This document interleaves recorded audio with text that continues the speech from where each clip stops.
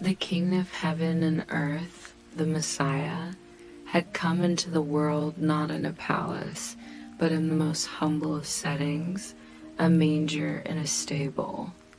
Tonight, we journey back in time, across centuries and landscapes, to a story that has echoed through the ages, a story of profound hope, quiet miracles, and a joy that lit up the darkest of nights. We are going to experience the story of the birth of Jesus, not as a distant historical event, but as a gentle, unfolding narrative. We will walk with Mary and Joseph, feel the cool desert air, see the brilliant light of a new star, and rest in the humble peace of a stable in Bethlehem. This is a story to hold in your heart, a lullaby of hope for the soul. Let the story begin and let your dreams follow. In the quiet rolling hills of Galilee, nestled amongst ancient olive groves and fields of wheat that swayed like a golden sea, was a small town called Nazareth. It was a simple place, a town of dusty roads, stone houses that clung to the earth, and a community bound by tradition and faith. Life here moved with the rhythm of the seasons, the spring planting, the summer harvest, the autumn pressing of olives and grapes, and the quiet introspection of winter. Can you almost feel the air, thick with the scent of baking bread from communal ovens, mingling with the sweet perfume of jasmine and oleander from small, enclosed courtyards? Perhaps you can imagine the earthy aroma of dust, gently stirred by the passage of donkeys and the playful feet of children. The sounds of daily life here were a gentle symphony, the distant bleating of sheep, the rhythmic clang of a blacksmith's hammer, the soft murmur of conversations in Aramaic, and the light-hearted laughter of children playing in the narrow alleys.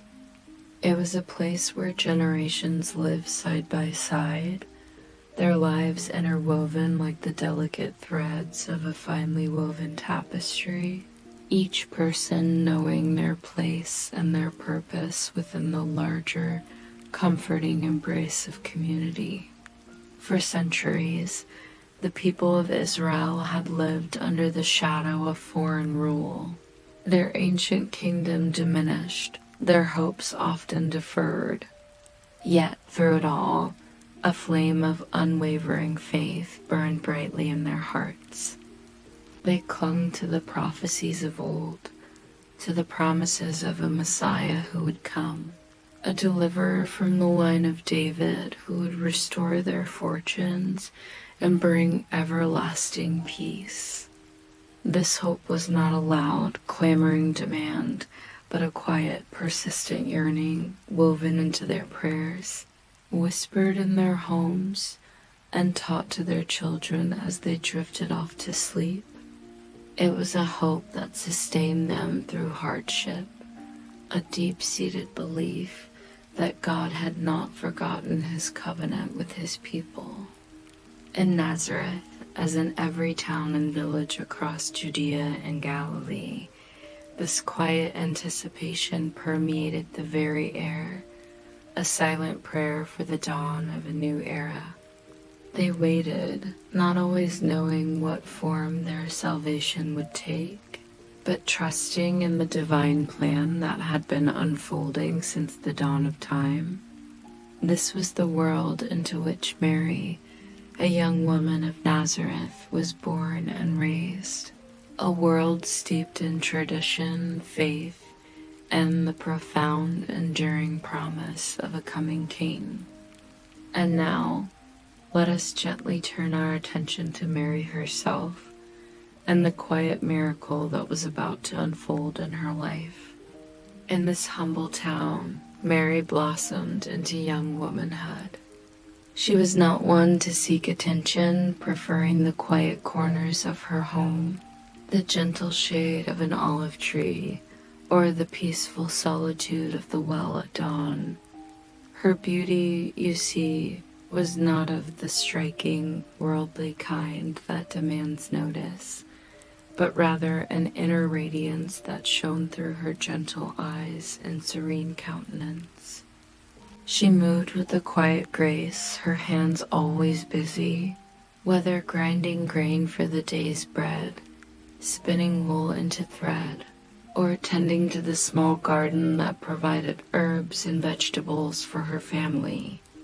Her days were filled with the simple rhythmic tasks of a Galilean woman, yet her mind was often soaring, contemplating the ancient scriptures, pondering the mysteries of God, and dreaming of a future filled with simple joys and the quiet fulfillment of family life. Can you imagine her, perhaps, humming a soft melody as she worked, her thoughts drifting to the divine? Mary's heart was pure, unburdened by worldly ambitions or desires. Her spirit was filled with a quiet strength, a deep well of faith that had been nurtured since childhood. She listened intently to the elders in the synagogue, absorbing the ancient stories of Abraham, Moses, and David, and the prophecies of the coming Messiah.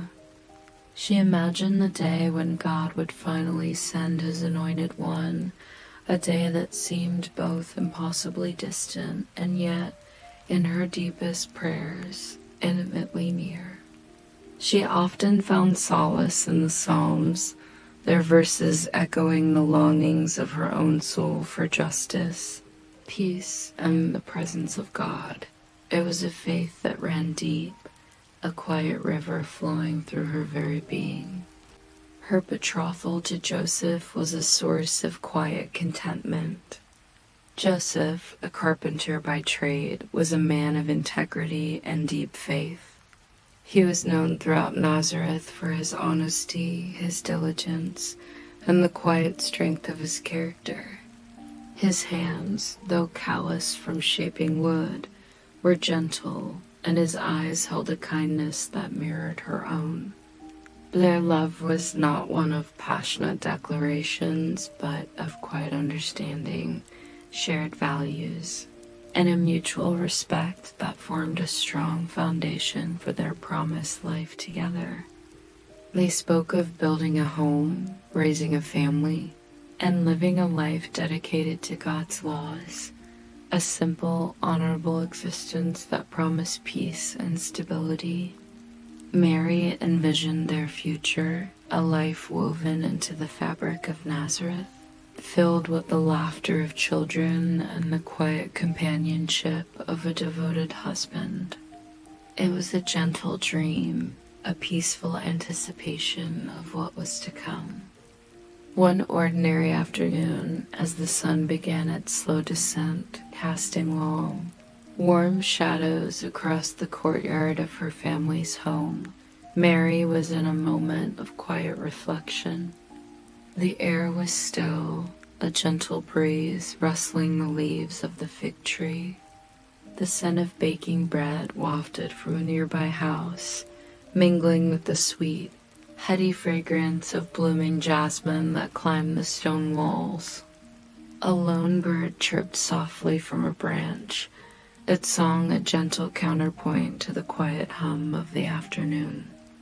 Mary sat on a low stone bench, her hands resting in her lap, her thoughts drifting between the day's tasks and the sacred verses she had been meditating upon.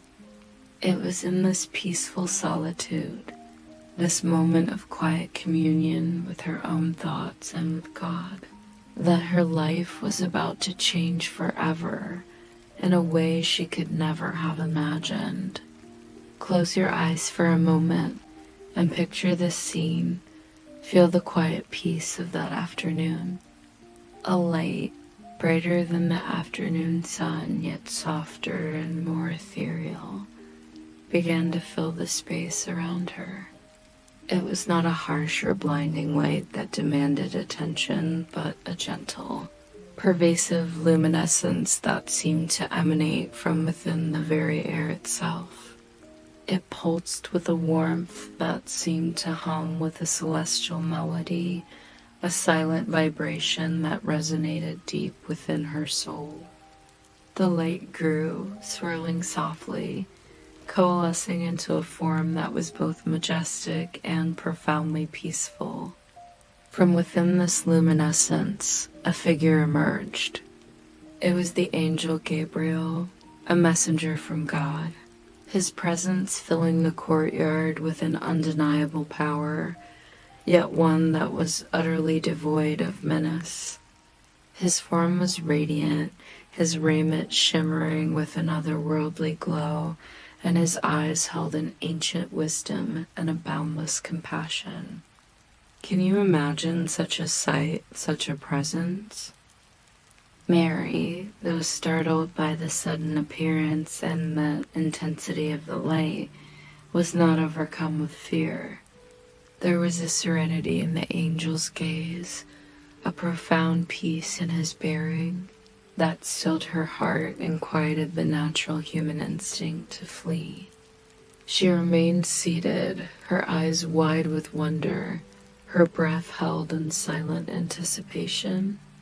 She felt a sense of being utterly seen, utterly known, yet without judgment, only an overwhelming sense of divine favor. It was a moment of pure, unadulterated awe. Greetings, you who are highly favored. Gabriel's voice was not a sound that struck the ears in the conventional sense, but one that resonated deep within her soul, a melodic vibration that seemed to bypass her ears and speak directly to her spirit. The Lord is with you. Mary was troubled by his words, her mind trying to grasp their meaning. What kind of greeting was this? Why was she, a simple girl from Nazareth, considered highly favored? She searched her own heart, finding no special merit, no grand deeds that would warrant such a pronouncement. She was humble, unassuming, and utterly perplexed by the angel's address. She listened, her heart open, waiting, her mind racing to comprehend the impossible. Can you feel her quiet confusion, her humble questioning? The angel, sensing her confusion, spoke with gentle reassurance, his voice a balm to her questioning spirit. Do not be afraid, Mary. You have found favor with God. You will conceive and give birth to a son, and you are to call him Jesus. He will be great and will be called the Son of the Most High, the Lord. God will give him the throne of his father David, and he will reign over Jacob's descendants forever. His kingdom will never end. The words washed over her, vast and incomprehensible as the night sky. A son, a king, a kingdom without end. The weight of these pronouncements was immense, yet they were delivered with such quiet certainty that they settled deep within her. How could this be? She was a virgin, betrothed, but not yet married, her life path clearly laid out before her in the traditional ways of her people. The very notion seemed to defy all logic, all natural law. It was a mystery, profound and beautiful. How will this be? Mary asked, her voice a soft whisper, barely audible in the profound stillness of the courtyard. Since I am a virgin? Her question was not one of doubt, but of genuine inquiry, a humble request for understanding in the face of the miraculous. She simply sought to comprehend the path laid before her. Gabriel's smile was one of infinite patience and divine knowledge, a gentle acknowledgement of her human limitations in grasping the divine. The Holy Spirit will come upon you, and the power of the Most High will overshadow you. So the Holy One to be born will be called the Son of God. Even Elizabeth, your relative, is going to have a child in her old age, and she who is said to be unable to conceive is in her 6th month. For no word from God will ever fail. Elizabeth, her elderly cousin, barren for all her years, was with child, a miracle. This news, a tangible, undeniable sign of God's power, resonated deeply within Mary. In that moment, the vast, overwhelming promise of her own miraculous conception became real, anchored by the news of a smaller, personal miracle she could understand and verify. If God could do that for Elizabeth, then surely his word was true for her. A profound sense of peace settled over Mary, displacing all her questions and her doubts. She felt a deep, unwavering trust in the path being laid before her, a path that transcended human understanding and logic. With a heart full of grace and humility, she surrendered to the divine will, her spirit soaring with a quiet, profound joy. Can you feel that sense of peace, that quiet surrender? "I am the Lord's servant," Mary answered, her voice clear and steady, filled with a newfound resolve and an unshakable faith. "May your word to me be fulfilled." And with her consent, a silent, sacred agreement between heaven and earth, the light softened and the angel departed as gently as he had arrived. Mary was left alone in the quiet courtyard. Yet she was not alone. She was filled with a new presence, a sacred secret, a tiny spark of divine hope nestled within her. The world outside was unchanged. The sun still shone. The scent of jasmine still lingered. The distant sounds of Nazareth continued, but for Mary, everything was different. She carried the future within her, a promise of salvation for all mankind, a living testament to God's boundless love and his miraculous power. Her heart was a sanctuary, holding the most precious secret the world had ever known, and she knew with an absolute certainty that her life would never be the same. And as you listen, perhaps you can feel that same quiet hope settling within your own heart. In the days that followed, Mary held this sacred secret close to her heart. The joy and awe of the angel's visit were tempered by the daunting reality of her situation. How, she must have wondered, could she explain this miraculous conception to her parents, to her friends, to the tight-knit community of Nazareth? Their world was governed by strict laws and ancient traditions, and such a story, however divine, would be met with disbelief, suspicion, and potentially severe judgment. The thought brought a shadow of worry, a fleeting moment of human fear, but it was quickly dispelled by the deep, abiding peace that had become her constant companion. She trusted in God to make a way, just as he had promised. Her faith was not a fragile thing, but a sturdy anchor in the swirling currents of uncertainty, holding her steady amidst the unknown. And most importantly, how could she tell Joseph? He was a just man, a man who lived by the law, a man whose integrity was as solid as the wood he worked with. Their betrothal was a solemn covenant, a public promise of marriage. By law, if he discovered her condition, he could have her publicly shamed, cast aside, even stoned. The thought was agonizing, a stark contrast to the divine joy she carried within. Yet she knew she could not hide it forever. The truth, however miraculous, would eventually reveal itself, as all truths eventually do. Joseph, meanwhile, continued his days in the carpenter's shop. The rhythmic sounds of hammer and saw familiar comfort. He was a man of quiet strength, his hands skilled and sure, capable of transforming rough timber into elegant furniture or sturdy beams for a new home. But beneath his calm exterior, his heart was a battlefield of love, confusion, and duty. When the news of Mary's condition reached him, perhaps through a hushed whisper from a concerned relative, or perhaps Mary herself, with tear-filled eyes and a trembling voice, finally confessed the impossible truth, his world tilted on its axis. The child she carried was not his.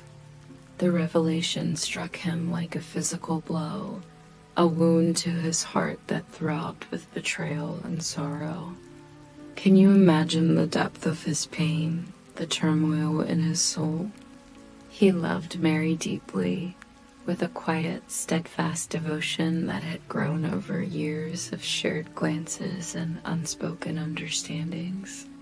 He had envisioned their future together, a life of simple domesticity, children playing in their courtyard, the comforting rhythm of family life. Now that vision was shattered. He could not comprehend it. His mind, accustomed to the logical order of his craft, struggled to reconcile the pure, gentle Mary he knew with this inexplicable, scandalous reality. The law was clear, unyielding in its demands for justice, but his love for Mary was stronger than his desire for public justice, stronger than the societal expectations that would demand her public disgrace. He could not bear the thought of exposing her to such shame, to the whispers and condemnation of the community. He was a kind man, a gentle man, and mercy was etched into the very fabric of his being. And so he wrestled with his conscience, torn between what was lawful and what was merciful. And so, in the quiet of the night, wrestling with his sorrow, his mind heavy with grief and confusion, he made a decision. He would dismiss her quietly, break the betrothal without fanfare, and spare her the public humiliation she would otherwise face. It was a decision born of profound mercy, a testament to his deep love and compassion, even as his own heart was broken. He would bear the pain himself rather than inflict it upon her. He lay awake for hours, staring at the ceiling, the weight of his resolution pressing down on him, each breath a struggle against the tide of despair. Can you feel the quiet agony of his choice? As he finally drifted into a fitful sleep that night, his mind heavy with this agonizing resolution, an angel of the Lord appeared to him in a dream. The dream was vivid, not a hazy, fleeting image, but a tangible, undeniable presence. The angel's form was radiant, filling the humble room with a soft, ethereal glow, and his voice, though gentle, echoed with the same authority and peace that Mary had heard days before. It resonated deep within Joseph's very bones, cutting through the fog of his sorrow. Listen closely, and perhaps you can hear that voice too. Joseph, son of David, the angel said, his words a balm to Joseph's troubled soul. Do not be afraid to take Mary home as your wife, because what is conceived in her is from the Holy Spirit. She will give birth to a son, and you are to give him the name Jesus, because he will save his people from their sins. Joseph awoke with a start, the angel's words still ringing in his ears, clear and resonant as if spoken just moments before. The oppressive weight that had crushed his spirit was miraculously lifted, replaced by a lightness he hadn't felt in days. The confusion that had tormented him dissolved, replaced with a profound sense of awe and purpose. It was all true. Mary's incredible, impossible story was true. He was not being asked to bear a burden of shame, but to accept a sacred honor, a divine trust. He was to be the earthly father, the guardian, the protector of the Son of God, the long-awaited Messiah. Can you imagine the relief, the profound joy that must have flooded his being? His heart, once broken and heavy with sorrow, was now filled with a renewed and deepened love for Mary, a love purified by understanding and divine revelation, and alongside it, a fierce, protective devotion to the child she carried, a child who was not of his flesh, but of his spirit and of God. When the morning sun rose over Nazareth, painting the sky with hues of rose and gold, Joseph went to Mary. His eyes, no longer clouded with pain, were filled with love, understanding, and a shared sense of wonder that transcended words. He took her as his wife, not just in ceremony, but in spirit, embracing the divine mystery that had entered their lives. Together they prepared for the miracle to come, a quiet, united front against a world that would not understand, but a world that would soon be transformed by the humble birth they now awaited with expectant hearts. Their home, once shadowed by unspoken anxieties, now radiated with a quiet joy, a sanctuary of faith and anticipation. And so their shared secret became a shared purpose, a quiet strength that would guide them forward. Months passed in Nazareth, each day bringing Mary closer to the culmination of the divine promise. Her belly grew, a visible sign of the sacred life within, and with it, the anticipation in their small home deepened. They were a portrait of quiet devotion, their lives intertwined with a shared purpose. Joseph worked diligently in his shop, the scent of cedar and sawdust filling the air, the rhythmic tap of his hammer a steady heartbeat in their days. He crafted cradles and small wooden toys for other families, his hands shaping wood with a newfound tenderness, perhaps imagining the tiny form that would soon fill their own lives with boundless joy. Mary, meanwhile, prepared their home, her hands busy with weaving and mending, her heart in constant communion with the precious life within her. She sang soft lullabies, not yet for a child in her arms, but for the one growing beneath her heart. Her voice a gentle melody of love and anticipation. Their bond, forged in faith and understanding, grew stronger with each passing day, a quiet sanctuary against the curious glances and hushed whispers of some in the community who did not understand the miracle unfolding before them. Can you picture this quiet, expectant home? It was during this time, when Mary was heavy with child, and the air in Nazareth was thick with the quiet hum of daily life, that a decree went out from the Roman Emperor Caesar Augustus. His vast empire stretched from the scorching deserts of Africa to the misty shores of Britannia, and he sought to consolidate his power, to count his subjects, and to levy his taxes with greater efficiency. He commanded that a census be taken of the entire Roman world.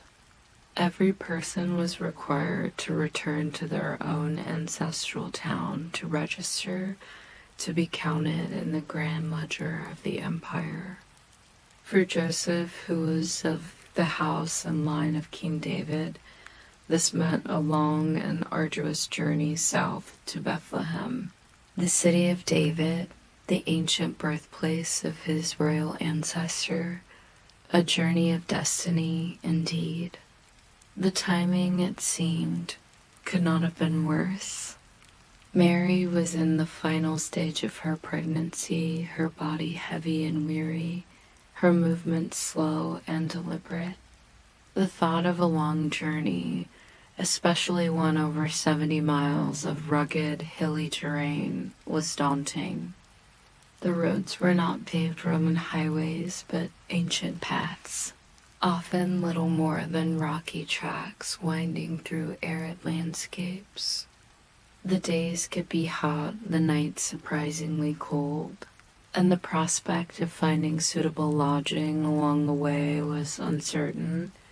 Yet the decree was law, and they had no choice but to obey. Disobedience to Caesar Augustus was not an option. It would invite severe penalties, and Joseph, ever the protector, would not risk Mary or the child. His quiet determination was a shield around them. Joseph, ever practical and caring, prepared for the journey with meticulous care. He spent days gathering supplies, his brow furrowed with concern, his heart heavy with the weight of responsibility. He chose their sturdiest donkey, a patient, sure-footed creature, and loaded it with blankets, extra cloaks for the cold desert nights. Water skins filled to the brim, and what little food they could carry dried, dates, figs, hard bread, and a small pouch of olives. He fashioned a comfortable seat for Mary upon the donkey's back, patting it generously with soft wool and canvas to ease the bumps and jolts of the road. He tested it repeatedly, adjusting the straps, ensuring her comfort was paramount. He sharpened his staff, not just for walking, but for protection against any unseen dangers on the lonely roads. Every detail was considered, every contingency planned for, all for the safety and well-being of his beloved wife and the precious life she carried. Can you see his loving care in every action?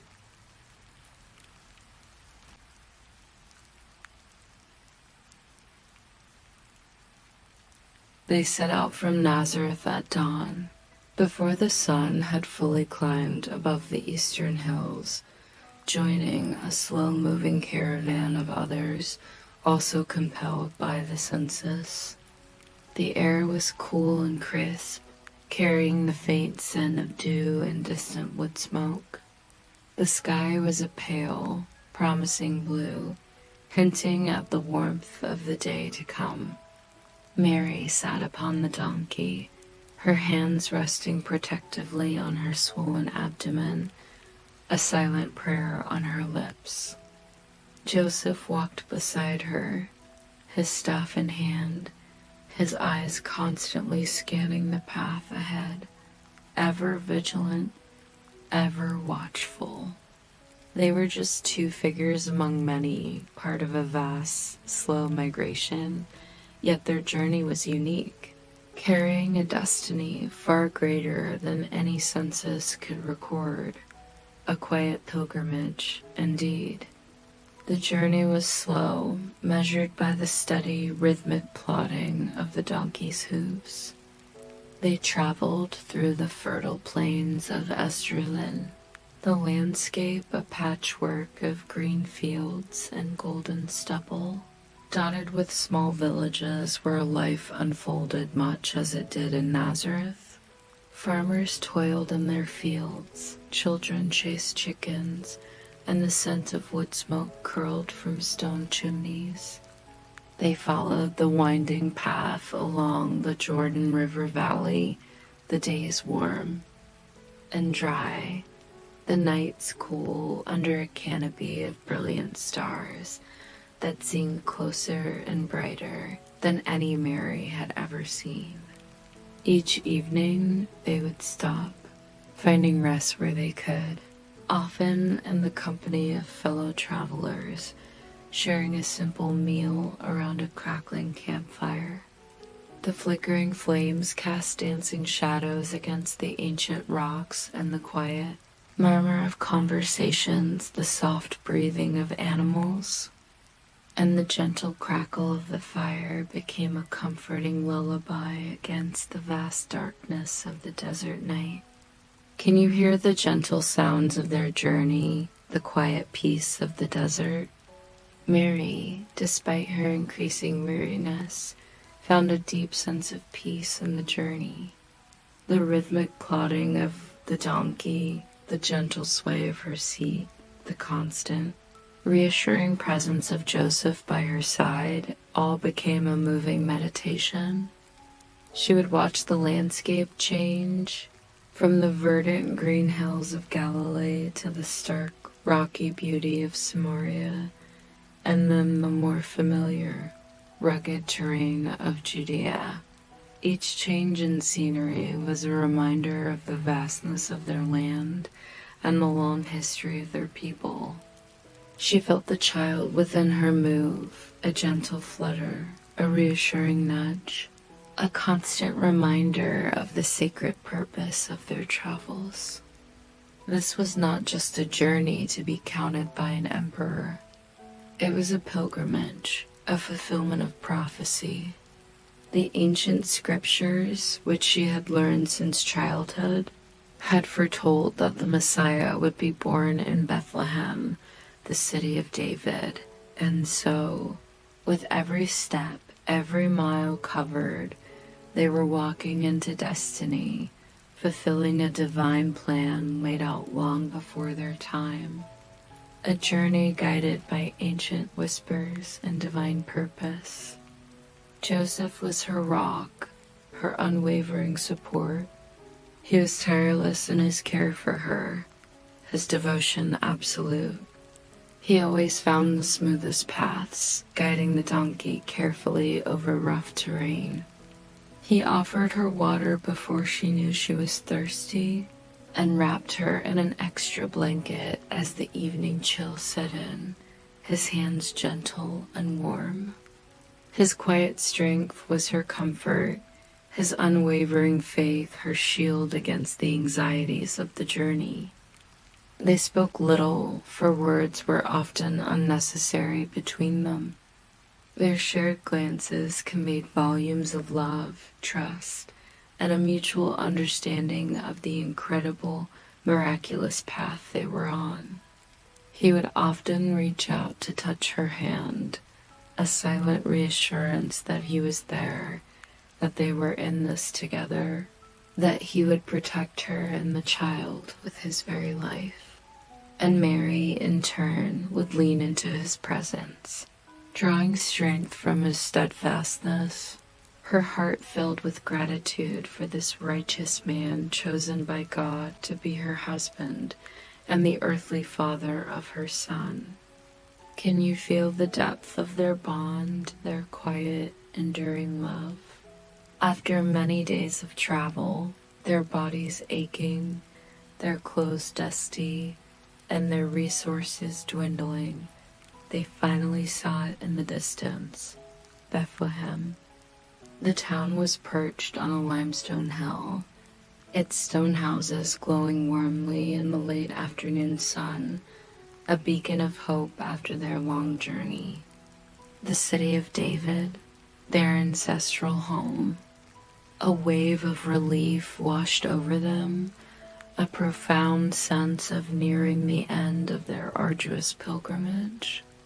The journey was almost over, and with it, the promise of rest and the imminent arrival of their child. A moment of quiet triumph before the next challenge arose. But as they entered the city gates, their relief quickly turned to annoying anxiety. Bethlehem was not the quiet, welcoming haven they had envisioned. Oh no, it was overflowing, a chaotic hive of activity. The census, Caesar Augustus's decree, had drawn crowds from all over the region, descendants of David returning to their ancestral home. The narrow, winding streets were choked with people, a swirling river of humanity, interspersed with camels, donkeys, and carts laden with belongings. The air was thick with a cacophony of sounds, the shouts of merchants hawking their wares, the insistent bleating of sheep, the laughter and cries of children, the endless haggling of travelers desperate for lodging, and the general hum of a city bursting at its seams. Dust, stirred by countless feet and hooves, hung heavy in the air, coating everything in a fine, gritty film. Can you imagine the overwhelming sensory experience of such a crowded place? Joseph, leading the weary donkey through the throng, his hand resting protectively on Mary's back, began his desperate search for a place to stay. He approached the first inn, a sturdy stone building with a flickering lamp above its entrance. His inquiries were met with a regretful shake of the head from the innkeeper, a man whose face was etched with exhaustion, his eyes red-rimmed from endless hours of dealing with the relentless influx of travelers. "There's no room," the innkeeper said, his voice hoarse with repetition. "Every corner, every cot is taken. We turned away dozens an hour ago."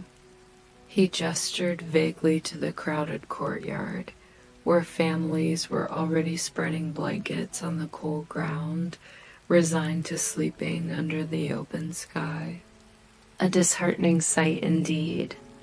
Joseph's heart sank, but he pressed on, moving to the next inn and the next. "No room," said another, a woman with a kind but firm expression, gesturing to a courtyard filled to bursting with sleeping families, their meager possessions piled beside them. "We're full to bursting. There's not even space for a mouse." Again and again they were turned away. The same disheartening words echoed in his ears. No room. Full, not a single bed. A knot of worry tightened in Joseph's chest, growing heavier with each rejection. The sun was setting, painting the western sky in fiery hues of orange and purple, but the beauty of the sunset was lost on him. The desert air was growing cold, a sharp chill that promised a long, uncomfortable night. And Mary, he looked at his beloved wife, her face pale with fatigue, her brow furrowed with discomfort. He could see the strain in her eyes, the way she held her body, a subtle shift that spoke volumes.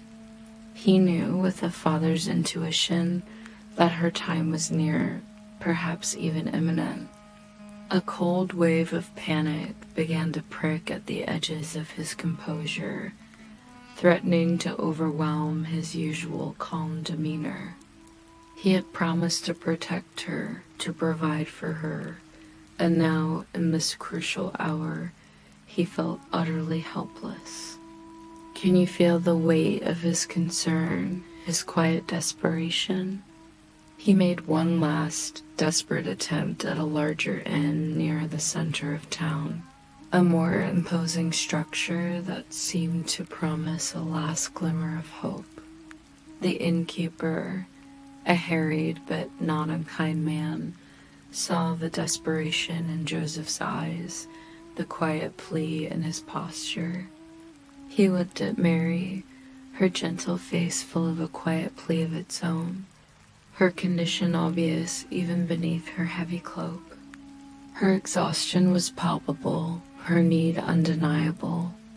His heart, perhaps hardened by the endless stream of demands, was moved with a sliver of pity, a flicker of human compassion that cut through his weariness. "I truly have no room for you inside," the innkeeper said, his voice softer now, a hint of genuine regret in his tone. He paused, his gaze sweeping over the crowded courtyard, then to the darkening sky. "But I have a stable out back. It's not much, I admit. Just a cave in the hillside where I keep my animals. It's humble, but it's dry and out of the wind. There's fresh straw, and it will be warmer than the open air. You are welcome to take shelter there for the night. A stable, a cave for animals." It was far from what Joseph had hoped for, far from what Mary deserved, especially in her delicate state. He had dreamed of a warm bed, a private room, a place of dignity for the birth of their child, but it was shelter.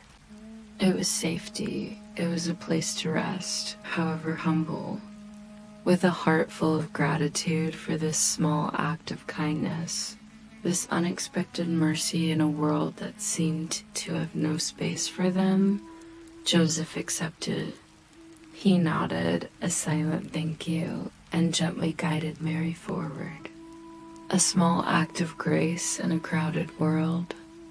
The innkeeper led them around the back of the inn to a low, unassuming opening in the rocky hillside.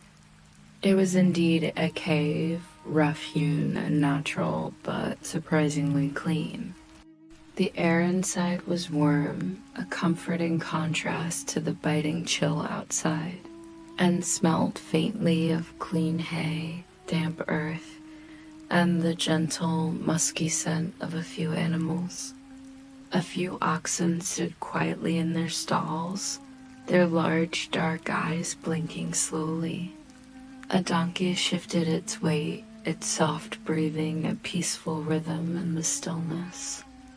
A single oil lamp, placed in a niche in the stone wall, cast a soft, flickering glow, dancing over the rough-hewn stone walls, illuminating the simple manger in the corner.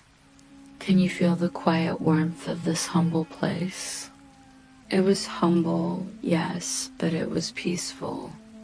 It was a refuge from the noise and chaos of the city, a quiet sanctuary in the heart of a bustling town. Joseph immediately set to work, his carpenter's hands finding purpose once more. He cleared a space on the floor, pushing aside loose straw and smoothing the earth. He then laid down a thick bed of fresh, clean straw, piling it high to create a soft, yielding mattress. He covered it with their own blankets, carefully arranging them to create a soft, warm nest for Mary. He brought her water from a nearby trough and offered her the last of their bread, urging her to eat. Mary sank down onto the makeshift bed with a sigh of relief, the weariness of the long journey finally settling deep into her bones. The physical discomfort was still there, but it was overshadowed by a profound sense of peace that descended upon them. Here, in the quiet humility of a stable, surrounded by the gentle breathing of animals, a palpable sense of holiness seemed to fill the air. The world outside, with its emperors and decrees, its bustling crowds and closed doors, faded away into insignificance. There was only the soft lamplight, the comforting scent of hay, and the sacred, waiting silence.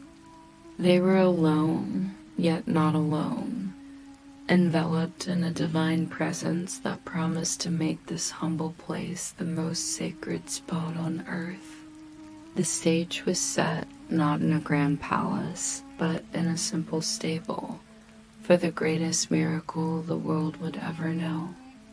And as you listen, perhaps you can feel that same quiet peace settling over you. And in the deep, quiet hours of that holy night, as the stars wheeled in their silent dance across the heavens, each one a tiny pinprick of light in the vast velvet expanse, Mary's time came. The contractions, which had been subtle nudges throughout the journey, now intensified, becoming undeniable waves that swept through her. Joseph, ever watchful, recognized the signs. His heart pounded with a mixture of fear and profound anticipation. He moved with quiet efficiency, preparing warm water, tearing strips of clean linen from their meager supplies, and offering words of gentle encouragement. The animals in the stable, as if sensing the sacredness of the moment, remained still, their soft breathing a peaceful rhythm in the stillness, their large, dark eyes reflecting the flickering lamplight. Can you imagine the hushed reverence of that sacred space? There, in the humble stable, far from the comforts of home, with Joseph as her sole companion and helper, Mary gave birth to her son. There was no cry of a king, no fanfare of a palace, no grand pronouncements from earthly dignitaries. There was only the first fragile cry of a newborn baby, a sound that filled the quiet cave with a love so immense it seemed to push back the darkness of the world, to fill every corner with a radiant, ineffable light. It was a sound that pierced the silence of the night and resonated deep within the hearts of Mary and Joseph, a melody of pure, unadulterated joy. A sound that echoes through time, even to this very moment. Joseph, his eyes filled with tears of awe and joy, carefully took the child. He held the tiny, squirming form in his strong carpenter's hands, hands accustomed to shaping wood, now cradling the most precious creation. He looked at the baby, then at Mary, a silent question in his gaze, a profound understanding passing between them. Mary, exhausted but radiant, her face glowing with the ethereal light of motherhood, gazed at her son, her heart overflowing with a love that was both human and divine. It was a love that transcended earthly bounds, a love that recognized the sacred trust placed upon her, a love so pure it could only be from above. He was perfect. Tiny fingers that curled instinctively around Joseph's own, a grip surprisingly strong for such a small being. His skin was soft, his breath shallow and quick. His eyes, though still unfocused, seemed to hold the wisdom of eternity, a depth that hinted at the divine spark within. This was Jesus, the Son of God, the Savior, the promised Messiah, born not in a grand temple or a royal chamber, but in the most unassuming of places, among the lowliest of creatures. A truly humble beginning for the King of all creation. Mary took him, her arms aching to hold him, her heart swelling with an emotion she had never known. Following the custom, she wrapped him snugly in strips of cloth, swaddling bands that were simple and humble, yet imbued with all the love and care a mother could bestow. And because there was no cradle, no crib fit for a king, no soft bed adorned with silks and fine linens, she laid him gently in the manger, the feeding trough for the animals, which Joseph had carefully filled with the softest, cleanest hay. It was a humble throne for the King of heaven and earth, the Messiah, who had come into the world not in a palace, but in the most humble settings, a manger in a stable. The symbolism was profound.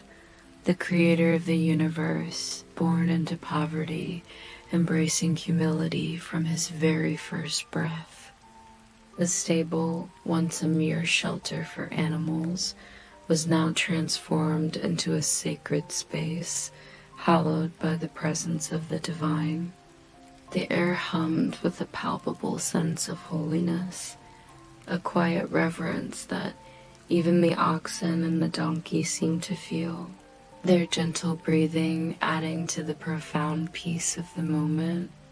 The world outside continued its restless sleep, unaware of the cosmic shift that had just occurred within these rough-hewn walls. Here, in this unassuming cave, hope was born, a tiny, vulnerable light that would illuminate the entire world. And as you listen, perhaps you can feel that light, that hope, beginning to glow within your own heart. Not far from Bethlehem, on the rugged, wind-swept hills that cradled the ancient town, a group of shepherds huddled around a crackling fire. The night was cold, the air crisp with the promise of winter, and the vast, inky sky above them was a dazzling tapestry of stars, each one a tiny diamond scattered across black velvet. Their flock, hundreds of sheep, lay huddled together, their soft breathing a quiet counterpoint to the distant sounds of the bustling town. These were not men of great standing or wealth. Their lives were simple, hard, and often solitary. They knew the rhythms of the land, the habits of their sheep, and the constellations that wheeled silently above them. Their conversations were often of the weather, the health of their flock, and sometimes, in hushed tones, of the ancient prophecies of the Messiah who was promised to come, though they never imagined. He would come to them, the humble guardians of sheep.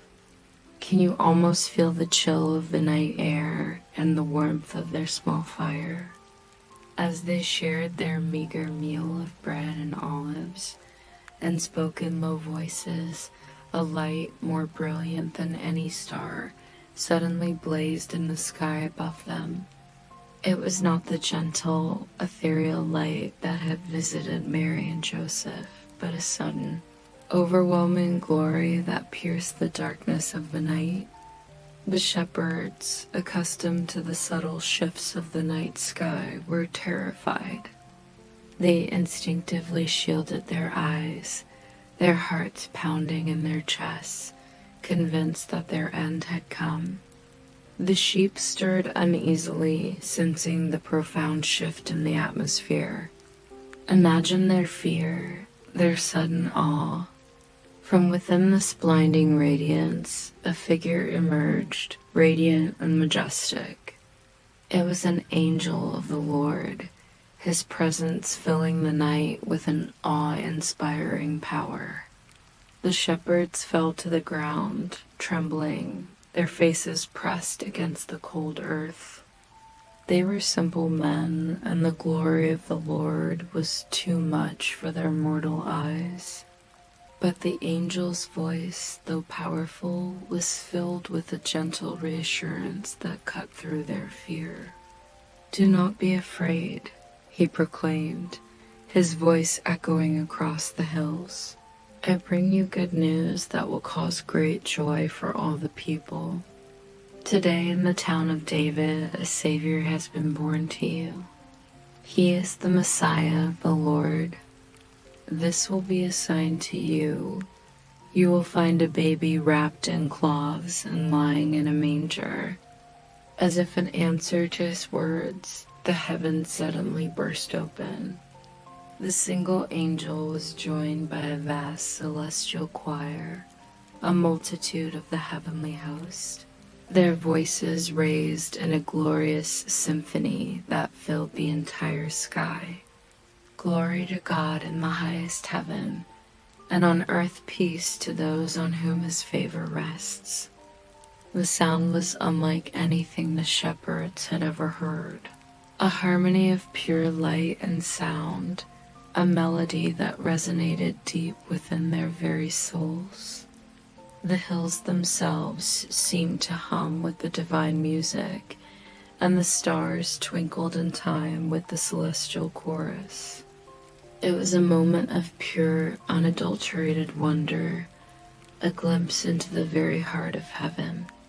Can you hear that heavenly music, even now, in the quiet of your mind?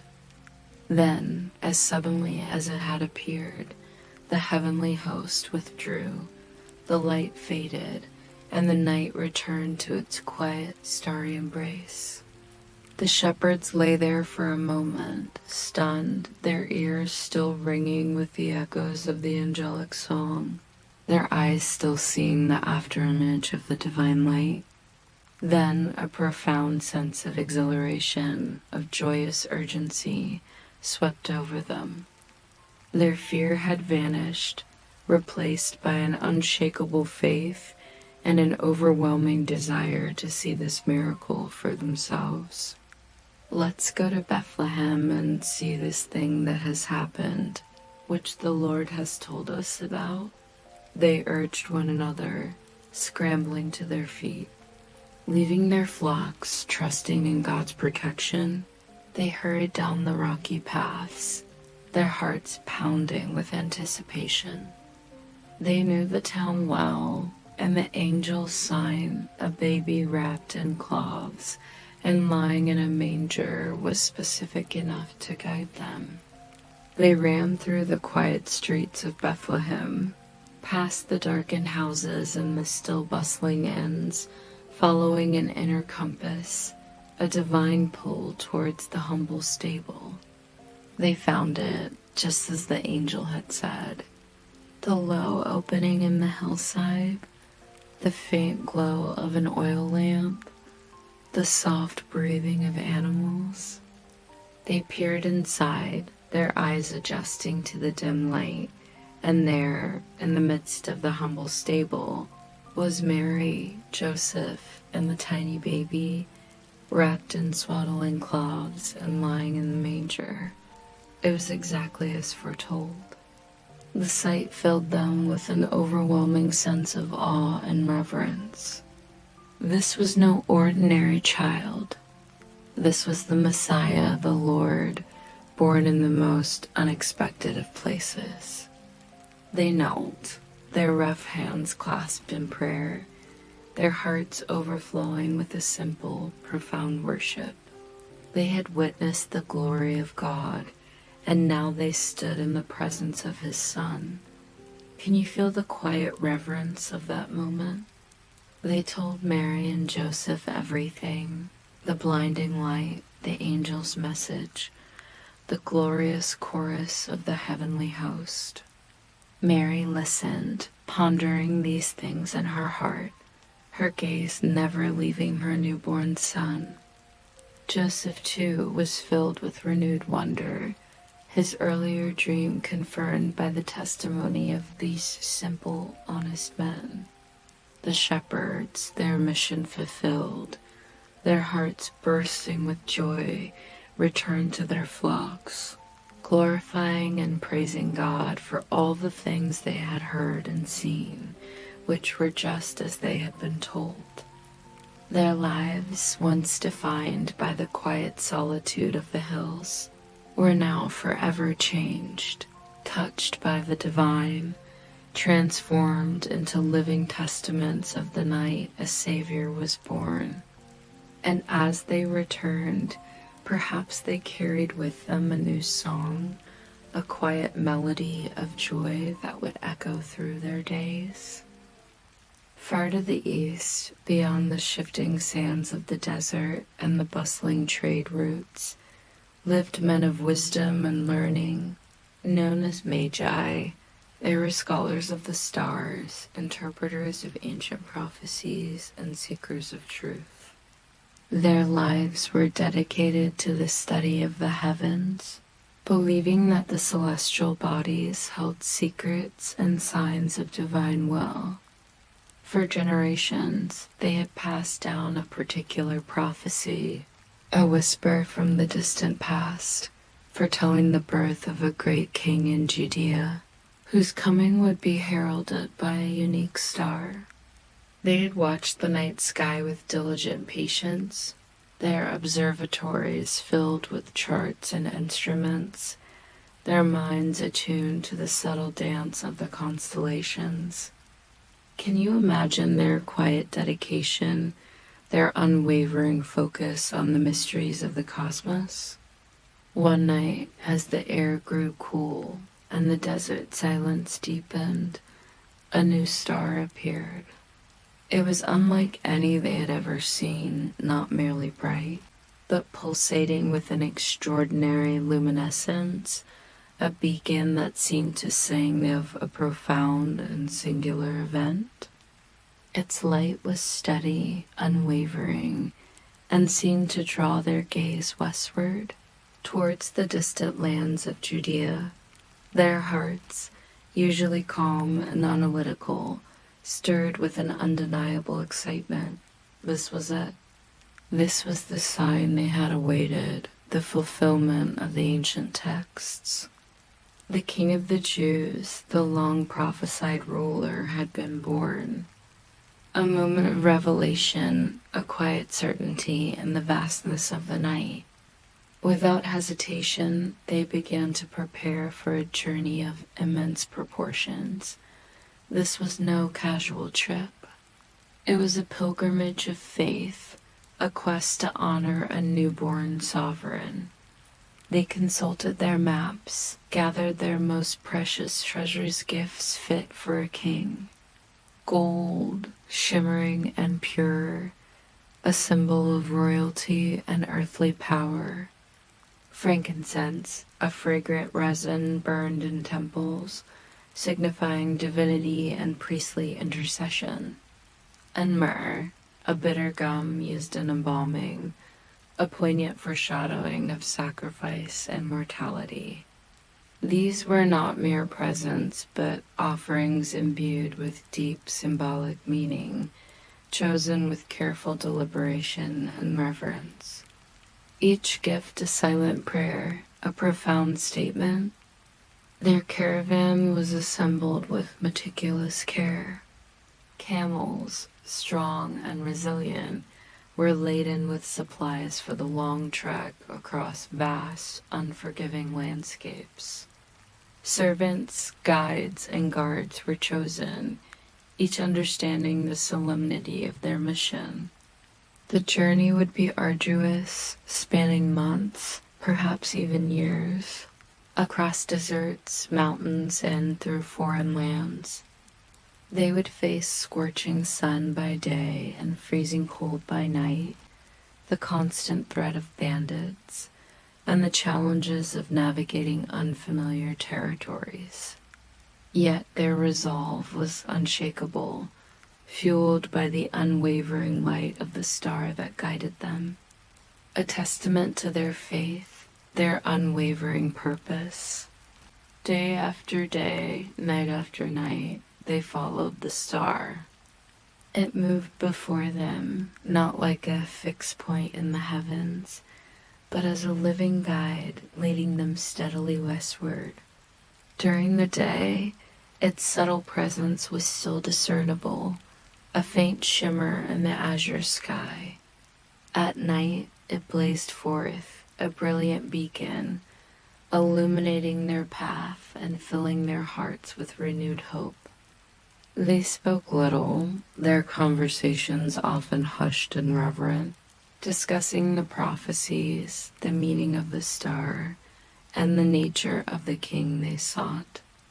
They were men of different backgrounds, perhaps even different faiths, but united by this singular divine quest, a shared journey, a shared destiny.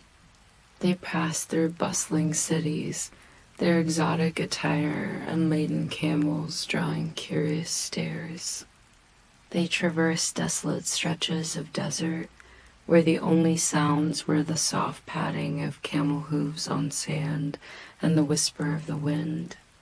They climbed rocky passes, the air thin and cold, and descended into fertile valleys where life teemed around ancient rivers. Along the way, they encountered other travelers, merchants, and nomads, some of whom scoffed at their seemingly foolish quest, others who listened with a flicker of intrigue in their eyes. But the Magi remained undeterred, their focus fixed on the star, their faith unwavering, their hearts set on a higher purpose. As they neared Judea, the star seemed to hover, its movement becoming less directional, more a sign of arrival. They entered Jerusalem, the ancient capital, a city of grand temples and palaces, a place where a newborn king might logically be found. Their arrival caused a stir.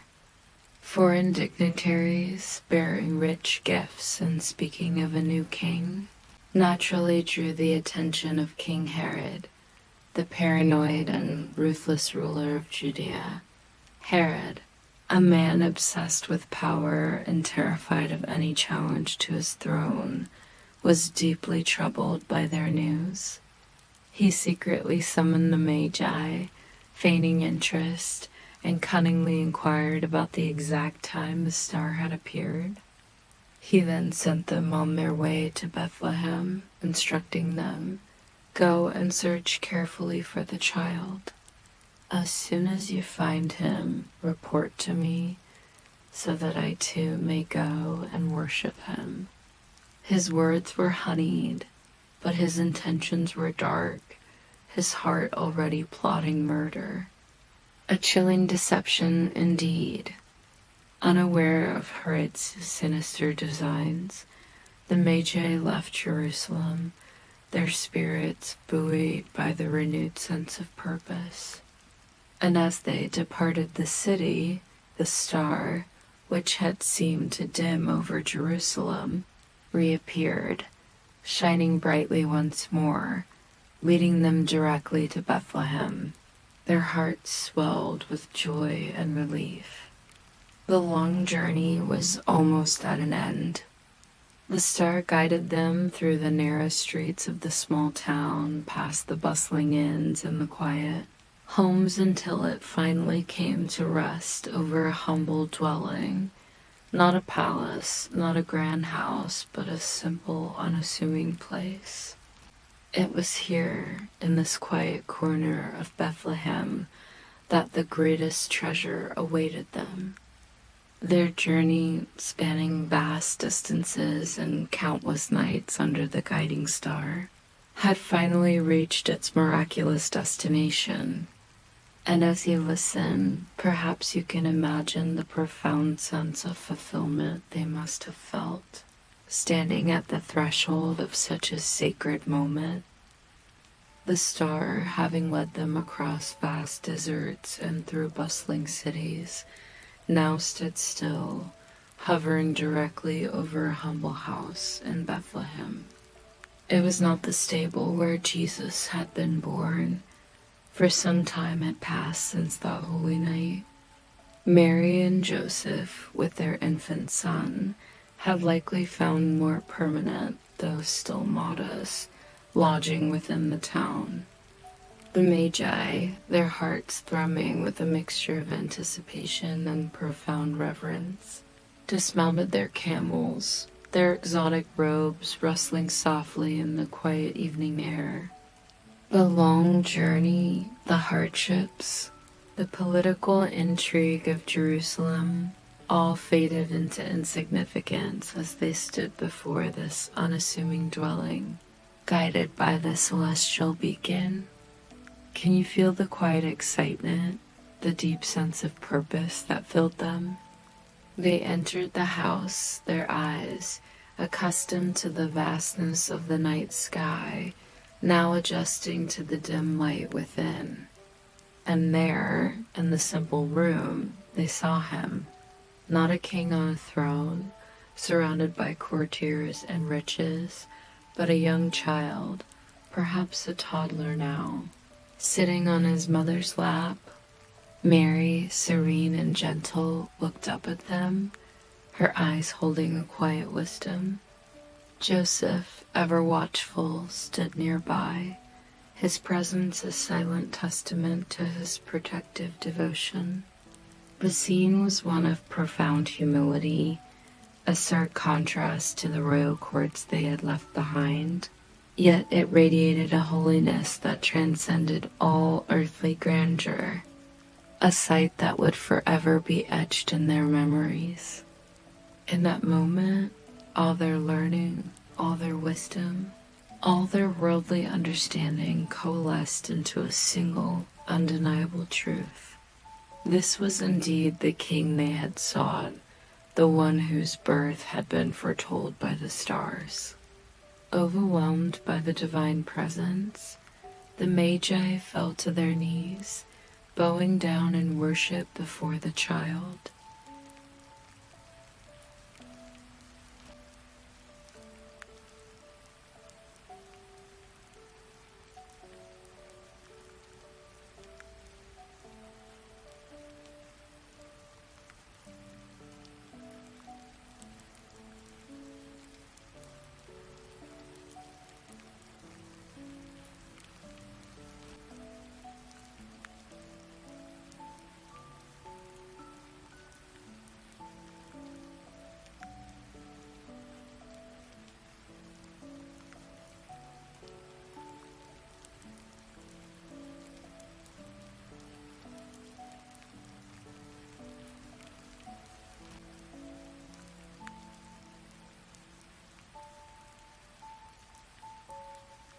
The child, perhaps curious, perhaps sensing the profound significance of the moment, reached out a tiny hand towards the shimmering metal, his innocent gaze holding a depth that belied his tender age, a kingly gift for a kingly child. Next, they offered the frankincense, its sweet, aromatic scent filling the small room. This sacred resin, used in temple worship and priestly rituals, was a recognition of his divine nature, an acknowledgement that this child was not merely a king, but God incarnate, worthy of the highest reverence and spiritual devotion. The fragrance mingled with the earthy scent of the humble home, transforming it into a sanctuary, a sweet offering to the divine. Finally, with a solemnity that hinted at a deeper, more somber understanding, they presented the myrrh. Its bitter, pungent aroma spoke of mortality, of suffering, and of sacrifice. It was a prophetic gift, foreshadowing the path of suffering and ultimate redemption that this child would one day walk.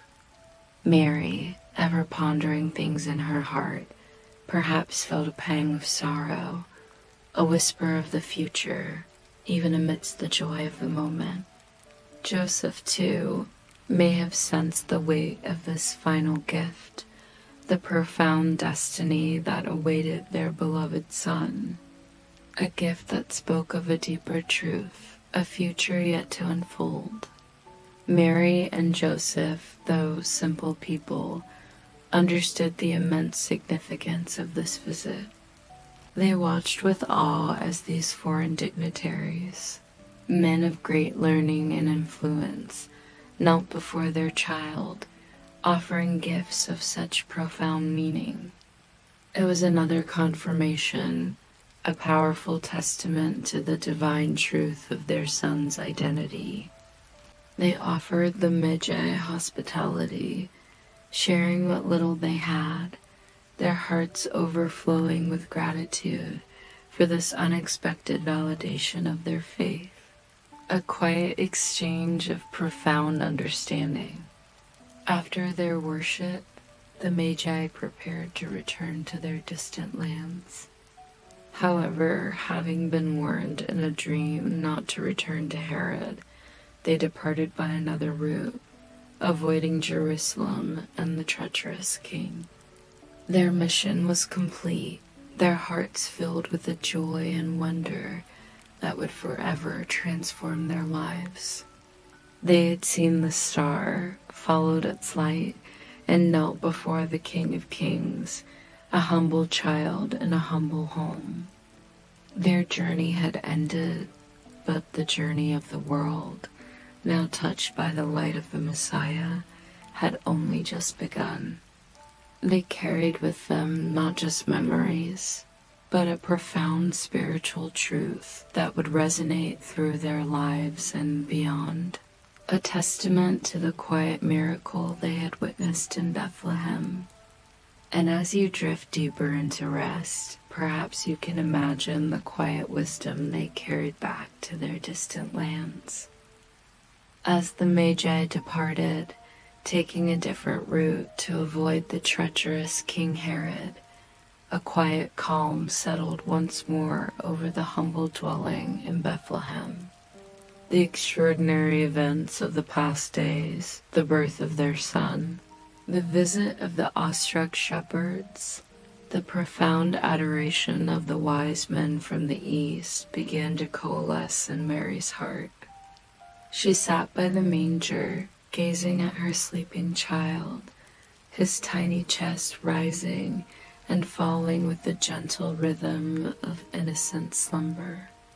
Every detail, every word spoken, every gesture of reverence, she pondered and treasured, weaving them into the fabric of her understanding. Her heart, a vessel of divine grace, held these mysteries close, knowing that she was part of a story far grander than she could ever fully comprehend. Can you imagine the depth of her quiet contemplation? Joseph, too, found himself in quiet contemplation. He watched Mary and the child, his strong hands, usually busy with wood and tools, now resting, his mind filled with the weight and wonder of his sacred responsibility.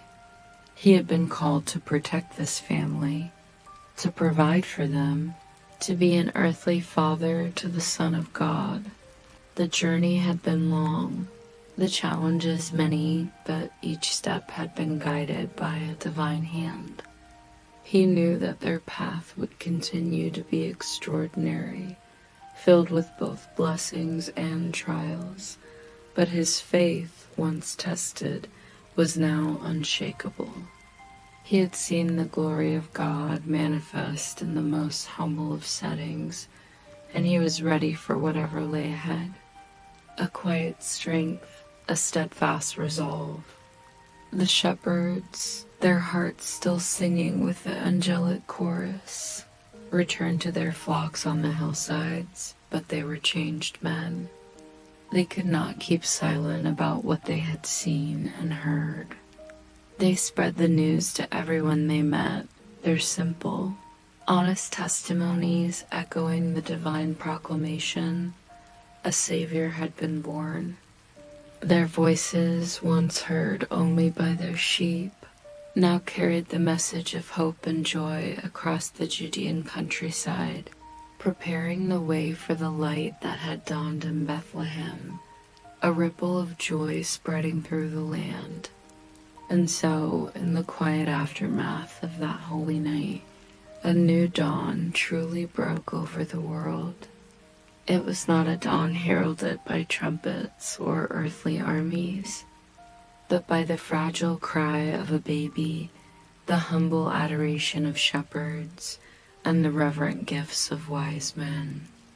It was a dawn of profound hope, a quiet miracle that had unfolded in the stillness of a stable, a joy that lit up the darkest of nights.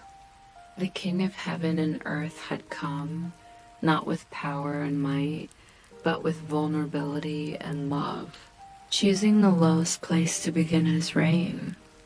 His kingdom would not be built with earthly stones, but with hearts transformed by grace, a gentle revolution indeed. This is a story to hold in your heart, a lullaby of hope for the soul. It reminds us that even in the most ordinary of circumstances, the most profound miracles can occur.